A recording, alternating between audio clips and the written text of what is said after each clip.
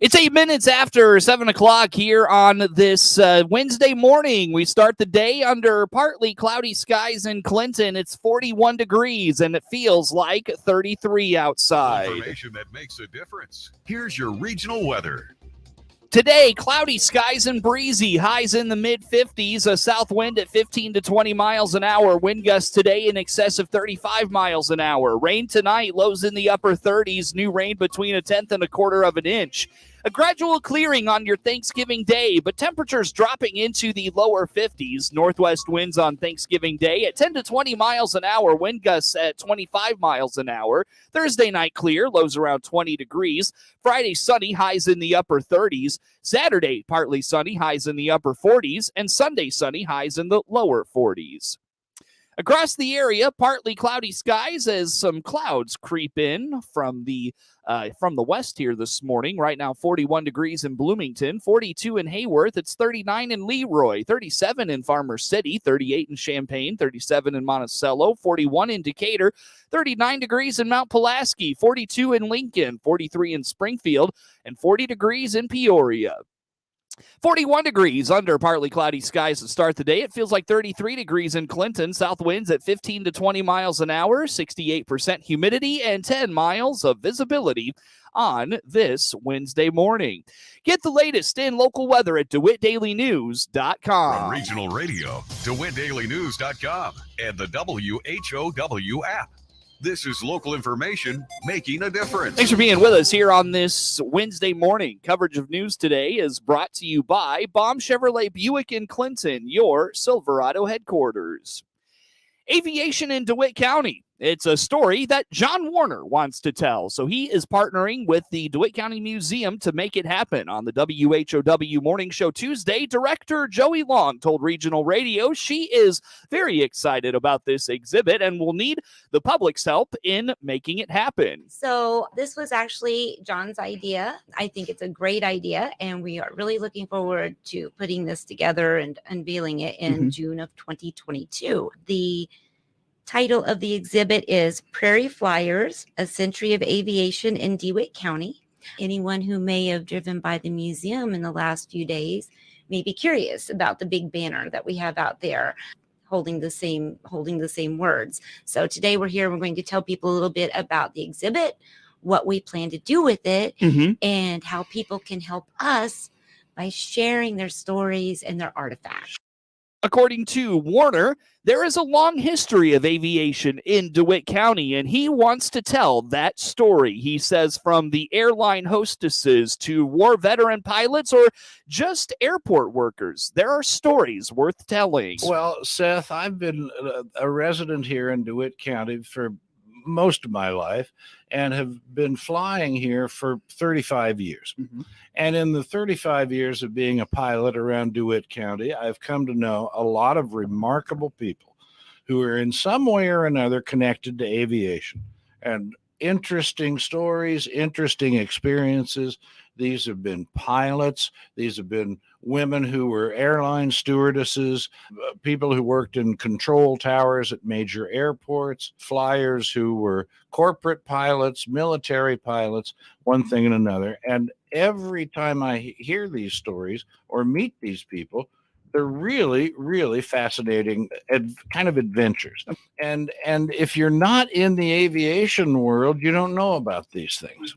And DeWitt County has a lot of really remarkable, heroic people involved in aviation, and these stories deserve to be told. We're trying to create a special exhibit that'll just be a limited run of about 30 days, next summer, June of 2022. It's going to be set up in the barn adjacent to the Homestead House, and it is going to celebrate and tell these aviation stories, all based on experiences of people here in DeWitt County. A friend and colleague of Warner's, Dennis Hambucken, is going to help with the exhibit. He indicates he's worked closely with Warner on other museum exhibits in other places and is also a photographer and a designer. Yeah, I'm a photographer and designer and a book author, and my role is to design the exhibit. So the way it will look, the way it will feel, the experience of the visitors. John has been a friend of mine for many years. We worked together on various museum exhibits, Oh, cool. project and book projects too. Oh, We nice. both have the same passion for history and aviation. It was kind of a natural. Yeah, it was a natural upshot as Joey and I began talking about how we could put a presentation together. I found myself saying to Joey, and I've got a buddy, a longtime friend who's great in the graphic arts and design world, and Dennis is interested in this history and really could help. Well, first of all, it's going to be very much a community-based project. So we're giving an opportunity for the public out there to contribute. And we've already had a lot of people step forward with wonderful ideas. But essentially, that big barn will be subdivided into little islands. We call them pods. Each pod will reflect a different period, different theme. We'll have full head-to-toe mannequins with period uniforms, a lot of artifacts, posters, documents, images, and so forth. It's going to be really top-notch. Long says if anyone is interested in contributing to this exhibit, or you have stories and artifacts but are unsure if the museum would be interested in those, contact the museum on either Facebook or give them a call. Just quietly in conversation, if someone would happen to stop by the museum and I would think that they might have something, and some of those people have shared some stories and photographs and whatnot with us, but it's just been this week when we're finally reaching out, putting it out there and saying, hello everyone, this is the project, this is the plan, and we really need you to share your stories and your artifacts with us to be able to go forth. I don't think we'll have any problem with that. People have been very generous so far. Maybe I can tell them a little bit about if someone's listening and they have a story they might like to share. They are welcome to bring it to me at the museum if they would like to stop by.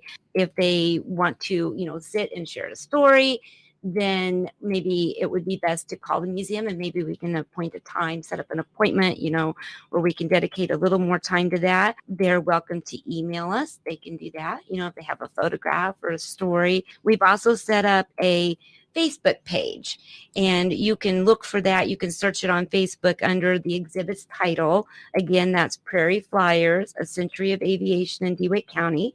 If someone wanted to contact me via the Facebook page, that would also work. Or, if you're curious, well, I have this, would they really be interested in this artifact? Or I don't know if, I don't know about this story, if they would be interested or not. Just give me a call at the museum. I would be very happy to talk to you about that. The exhibit, again, is targeted to be up and going in June of 2022. Get more information by finding the page Prairie Flyers, A Century of Aviation in DeWitt County, or you can call the museum at 217-935-6066. DeWitt County's administrator is very pleased with the budget for the upcoming fiscal year. Dee Rentmeister told Regional Radio News they are lowering the overall county levy by 2 cents for the upcoming year. She is crediting elected officials and department heads for their diligent and conservative budgeting. Oh, it looks really well. As Terry mentioned, it takes all of us to be on the same page to get this budget, to get a balanced budget, and to be in the financial shape that we are in. And we were able to reduce the overall county budget or levy by 2 cents from this current year.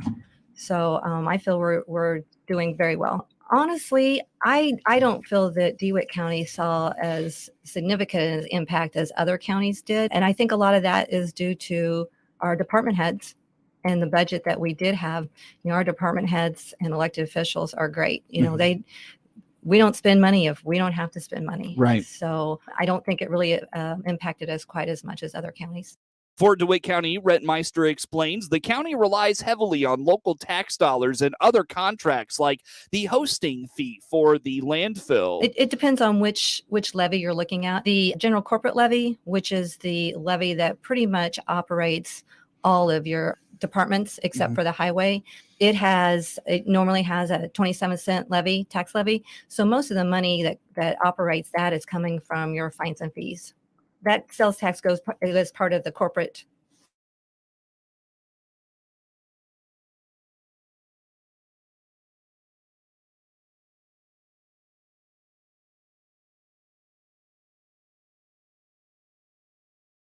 local use tax, income tax, like I said, fines and fees that are set throughout. Don't forget the landfill. Oh, yes, and tipping fees from the landfill. Mm-hmm. And this year, the sheriff was able to house outside prisoners, which brought in revenue that we had not anticipated at all. So that is as good. And then our replacement tax for this year came in higher than what we thought too. We actually saw increases in revenue that we hadn't anticipated in this year's budget. The county operates on a roughly $28 million budget. According to Rentmeister, there are several areas of the budget that do not rely on tax dollars and instead on fines and fees. She also points out by next year, the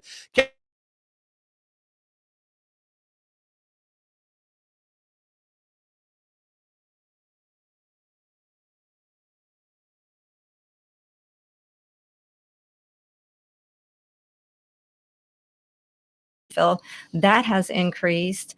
During the pandemic, something that really stuck out to me was our local use tax, and that didn't go down very much. So that meant people were still going out and buying stuff and staying in the county.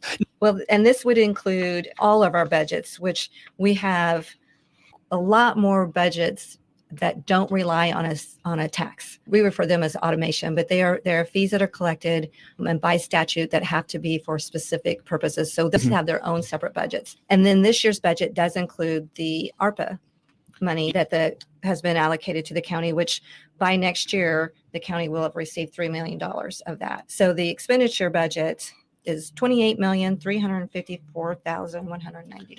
COVID funding is going to help the budget for the next few years. Rentmeister explains the CARES funding ended last year, but the rescue plan funding does not have to be designated until 2024. CURES actually helped because CURES started last year in 2020. The CURES money came in 2020, and we were able to, and I don't have the figure with me of what we were allocated, but it was over $200,000 for that. And we were able But that had to go to like payrolls, right? Some of it did, or all the expenses to get the plexiglass, any PPE we could use. So plexiglass and barriers were put in various offices, the courtrooms throughout the county, then buying, hand sanitizer, masks, additional cleaning supplies for our janitorial staff. And then we were able to recoup some payroll cost because when COVID first hit in March of 2020, only essential workers came to work. So quite a few people were furloughed, and that CURES money actually paid us back for them to be at home and get paid.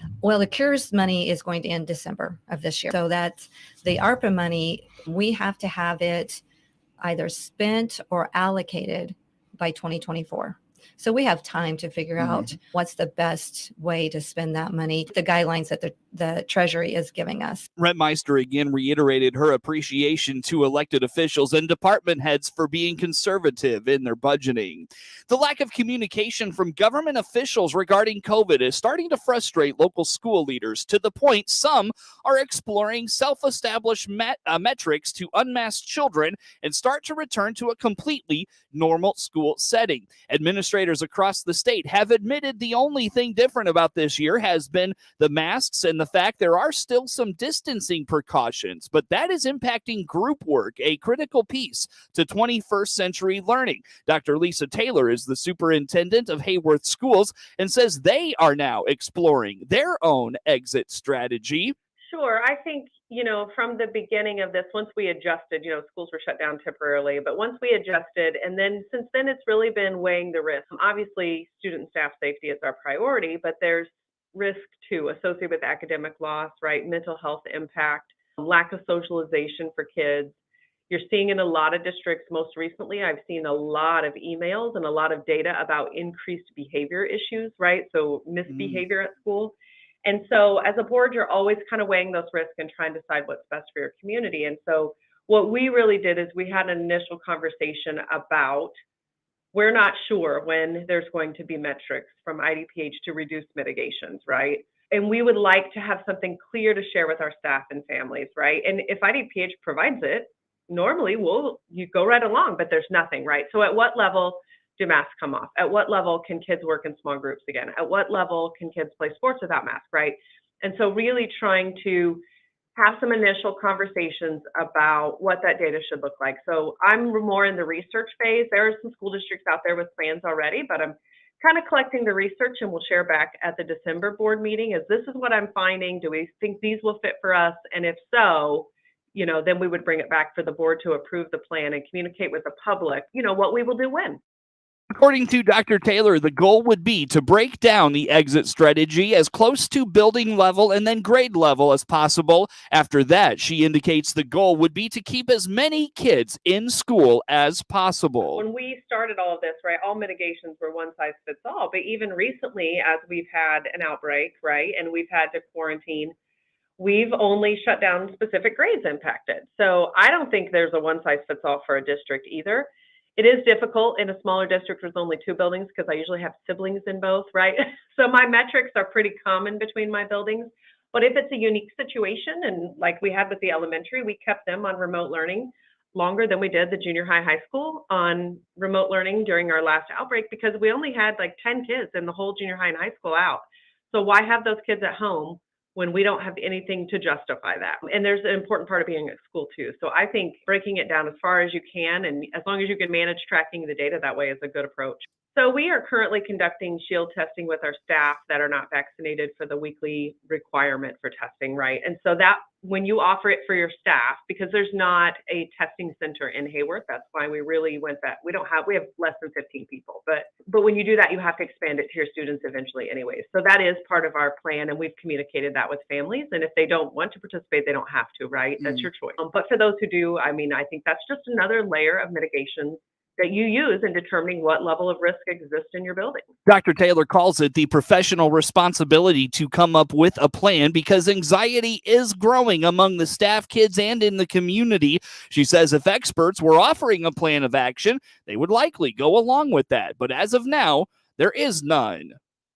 It's 25 minutes after the hour here on this Wednesday morning under partly cloudy skies to start the day, 41 degrees with a wind chill of 34. Plenty more to get to coming up on the WHOW Morning Show. At Baum Chevrolet Buick in Clinton and Baum Motor Company in Farmer City, our job is to help you and solve your transportation needs. This is Scott Baum. Both in Clinton or Farmer City, we'll listen and find options for a different vehicle. Or we'll give you repair options to keep that car, truck, or SUV safe and trouble-free so you can continue with your busy schedule. If it has to do with transportation, we're here to help. Visit our full-service team today in Clinton or Farmer City. Baum Chevrolet Buick, right from the start. It is 26 minutes after the hour this morning. Again, I'm Seth Lawrence with you folks today for this expanded local newscast.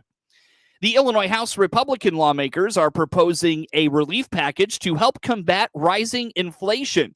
The $1.4 billion plan includes a one-time tax credit of up to $400 depending on income. It would be applied to taxes filed next year and is needed as everything from the cost of bacon to natural gas is going up, says Litchfield Representative Avery Bourne. This is a significant financial burden, and while we may not be able to address at the state level the root causes of inflation, we can, and we think it is our responsibility to provide relief.